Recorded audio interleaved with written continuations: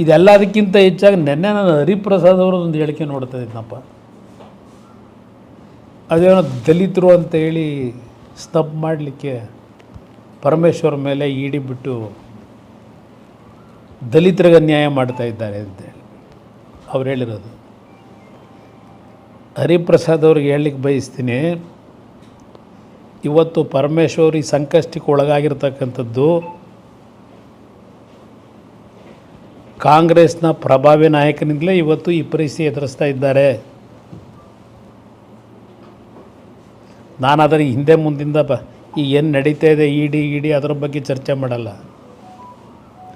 ಆ ಹೆಣ್ಣುಮಗಳು ಅವತ್ತು ದುಬೈಯಿಂದ ಬಂದಾಗ ಆ ಹೆಣ್ಣುಮಗಳು ಈ ಥರ ಚಿನ್ನ ತರ್ತಾ ಇದ್ದಾಳೆ ಅಂತೇಳಿ ಮೆಸೇಜ್ ಕೊಟ್ಟಾರೆ ಯಾರು? ಸಿದ್ದರಾಮಯ್ಯರಿಗೆ ಗೊತ್ತಿಲ್ಲ? ಎಲ್ಲಿಂದ ಮೆಸೇಜ್ ಹೋಯಿತು? ಕೊಟ್ಟಂಥವ್ರು ಈಗ ಪ್ರಹ್ಲಾದ್ ಜೋಶಿ ಅವರೇನು ಹೇಳೋರೆ, ನೆನ್ನೆ ಕಾಂಗ್ರೆಸ್ನಲ್ಲಿನ ಮಂತ್ರಿನೇ ಅವ್ರಗಳೇ ಮೆಸೇಜ್ಗಳು ಕೊಡ್ತಾರೆ ಅಂತೇಳಿ. ಅವತ್ತು ಆ ಹೆಣ್ಣುಮಗಳು ಆ ಚಿನ್ನ ತರಬೇಕಾದ್ರೆ ಆ ಹೆಣ್ಮಗಳು ತರ್ತಿರ್ತಕ್ಕಂಥ ಮಾಹಿತಿ ಕೊಟ್ಟಿದ್ದೇ ಆ ಪ್ರಭಾವಿ ಕಾಂಗ್ರೆಸ್ ನಾಯಕ. ಯಾಕೆಂದರೆ ಪರಮೇಶ್ವರ್ ಅವರು ದಲಿತ ಸಮಾವೇಶ ಮಾಡ್ತೀನಿ ಅಂತ ಹೇಳಿ ದೆಹಲಿಗೆ ಬಂದು ದೆಹಲಿ ನಾಯಕರು ಭೇಟಿ ಮಾಡಿ ಅವರು ಪ್ಯಾರಲಲ್ಲಿ ನಾನು ಒಬ್ಬ ಮುಂದಿನ ಮುಖ್ಯಮಂತ್ರಿ ಅಭ್ಯರ್ಥಿ ಅಂತಕ್ಕಂಥದ್ದು ಬಿಂಬಿಸ್ಕೋಬೇಕು ಅಂತೇನು ಹೊರಟರು. ಅದರ ಹಿನ್ನೆಲೆ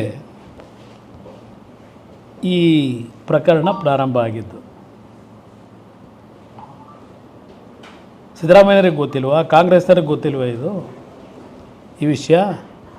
ಇಲ್ಲಿ ಅವ್ರ ಪಕ್ಷದೊಳಗೆ ಇರ್ತಕ್ಕಂಥ ಮಹಾನುಭಾವರುಗಳೇ ಮುಂದೆ ಮುಖ್ಯಮಂತ್ರಿ ಸ್ಥಾನಕ್ಕೆ ಟವಲ್ ಹಾಸ್ಕೊಂಡು ಕೂತಿರೋರೆ ಇದೆಲ್ಲ ಪ್ರಕರಣಕ್ಕೆ ಕಾರಣಕರ್ತರಿದ್ದಾಗ ಯಾವ ನೈತಿಕತೆ ಇಟ್ಕೊಂಡು ಪ್ರತಿಭಟನೆ ಮಾಡ್ತೀರಿ ಕೇಂದ್ರ ಸರ್ಕಾರದ ಮೇಲೆ?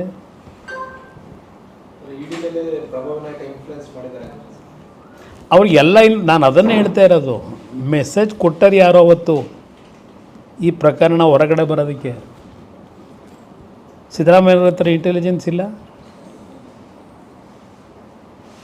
ಅದೆಂಥದ್ದು ನಿಮ್ಮ ನಡೀತಲ್ಲ ವಿಧಾನಸಭೆಯಲ್ಲಿ ರಾಜಣ್ಣ ಹೇಳಿದ್ರಲ್ಲ, ಅದೆಂಥದ್ದು ಫ್ಯಾಕ್ಟ್ರಿ, ಪೆಂಡ್ರೈವ್ ಫ್ಯಾಕ್ಟ್ರಿ ಯಾರೋ ನಿಂತೇ ಹೋಯ್ತಲ್ಲ. ಪೆಂಡ್ರೈವ್ ಫ್ಯಾಕ್ಟ್ರಿ ತಯಾರು ಮಾಡೋರವ್ರೆ ನಮ್ಮ ರಾಜ್ಯದಲ್ಲಿ ಅಂದ್ರಲ್ಲ, ಯಾರಾದರೂ ಸೂತ್ರಧಾರ?